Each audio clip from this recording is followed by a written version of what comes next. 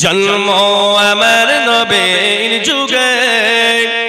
হলে কেমন হতো জন্ম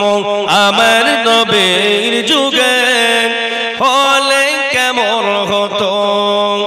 দুনিয়াতে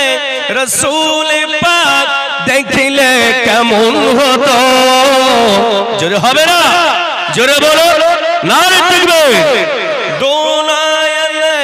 রাসূল পাক দেখিলে কেমন হতো জন্ম আমার নবীর যুগে হলে কেমন হতো দিনে কত আলোচনা থাকিতাম আমি অধম